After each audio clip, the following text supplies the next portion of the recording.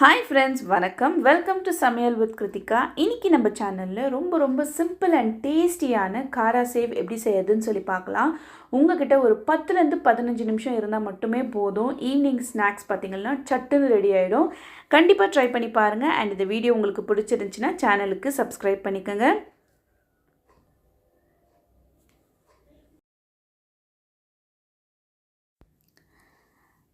காரா சேவ் செய்யறதுக்கு ஃபர்ஸ்ட் ஒரு பவுலில் 1 கப் அளவுக்கு கடலை மாவு எடுத்துக்கலாம். இது கூடவே 1/4 கப் அளவுக்கு அரிசி மாவு எடுத்துக்கோங்க. நான் நார்மல் பேக்கெட் மாவு தான் எடுத்திருக்கேன். இது கூடவே 1/2 டீஸ்பூன் அளவுக்கு பெருங்காயம், 1 டீஸ்பூன் அளவுக்கு காரத்துக்கு மிளகாய்த்தூள் சேர்த்துக்கோங்க, தனி மிளகாய்த்தூள். இது கூடவே 1/2 டீஸ்பூன் அளவுக்கு சீரகம், 1 டீஸ்பூன் அளவுக்கு நெய் சேர்த்துக்கோங்க, 1 டீஸ்பூன் அளவுக்கு மிளகு சேர்த்துடலாம். நம்ம இப்போ இந்த மிளகு நீங்கள் 1 டீஸ்பூன் சேர்க்கலாம், இல்லை 1/2 டீஸ்பூன் கூட சேர்த்துடலாம். ஆனால் ரொம்ப ஃபைன் பவுடராக அரைச்சிட வேண்டாம். மிளகும் சீரகமும் கொஞ்சம் கொரகொரப்பாக அரைச்சி சேர்த்துக்கோங்க. ஒரு 1/2 டீஸ்பூன் அளவுக்கு பூண்டு, நசுக்கின பூண்டு சேர்த்துக்கோங்க. ரொம்ப ஃபைனாக அரைச்சிட வேண்டாம், ஜஸ்ட் ரொம்ப தட்டிட்டு சேர்த்துக்கோங்க. இது கூடவே தேவையான அளவுக்கு உப்பு சேர்த்துட்டு எல்லாத்தையும் ஒன்றா கலந்துருங்க. நல்லா இந்த மாதிரி மிக்ஸ் பண்ண பிறகு நம்ம தண்ணி சேர்த்து இதை பிசையலாம். நீங்கள் நெய்க்கு பதிலாக இதில் நல்ல சூடான எண்ணெய் கூட நீங்கள் சேர்த்துக்கலாம். அதுவுமே நல்ல கார சேவுக்கு நல்ல கிறிஸ்பினஸ் கொடுக்கும். இப்போது இதில் நான் கொஞ்சம் கொஞ்சமாக தண்ணி சேர்த்து இதை பிசைஞ்சிக்கிறேன்.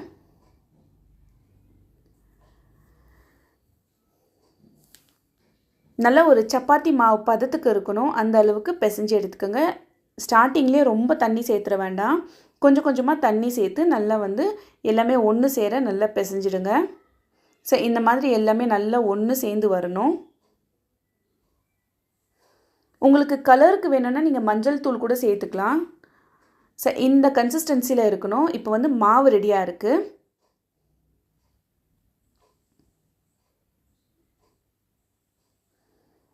இப்போது இந்த 3 ஓட்டை இருக்கிற அச்சு நம்ம எடுத்துக்கலாம். இதுதான் கரெக்டாக இருக்கும். நான் இன்றைக்கி கடலை எண்ணெயில் தான் ஃப்ரை பண்ண போகிறேன். கடலை எண்ணெயில் ஃப்ரை பண்ணுறதுனால எண்ணெய் பொங்கி வரும். ஸோ நம்ம கொஞ்சம் ஜாக்கிரதையாக செய்யணும். இதே நீங்கள் ரீஃபைண்ட் ஆயில் யூஸ் பண்ணுறதா இருந்தால், கோல்டு வினர் இல்லை ஃபார்ச்சூன் யூஸ் பண்ணுறதா இருந்தாக்கா அது அந்த மாதிரி பொங்கி வராது.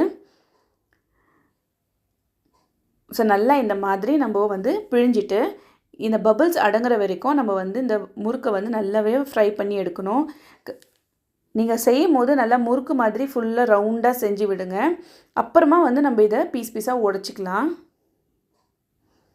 ஃபுல்லாக எல்லா பபுள்ஸும் அடங்கி வரணும். மீடியம் ஃப்ளேம் வச்சு பொறுமையாக 2 பக்கமும் ஃப்ரை பண்ணி எடுத்துக்கோங்க. இது நல்லா ஃப்ரை ஆன பிறகு இதை நீங்கள் இந்த மாதிரி ஜஸ்ட்டு கொஞ்சம் ஒரு ப்ரெஷர் கொடுத்தீங்கன்னா எல்லாமே உடஞ்சி வந்துடும். அவ்வளோதான், காரா சேவ் ரெடி ஆகிடுச்சு.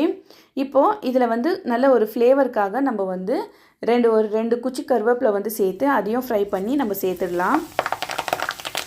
கருவேப்பிலையும் நல்லா இந்த மாதிரி நல்லா பொரிஞ்சு வந்ததும் இதை எடுத்துகிட்டு நம்ம காரா சேவ் மேலே சேர்த்தோம்னா நல்ல ஃப்ளேவர்ஃபுல்லாக செம்ம டேஸ்டியாக நம்ம காரா சேவ் ரெடி ஆகிடுச்சு. கண்டிப்பாக ட்ரை பண்ணுங்கள். அண்ட் இந்த வீடியோ உங்களுக்கு பிடிச்சிருந்துச்சின்னா சேனலுக்கு சப்ஸ்கிரைப் பண்ணிக்கோங்க. தேங்க்யூ.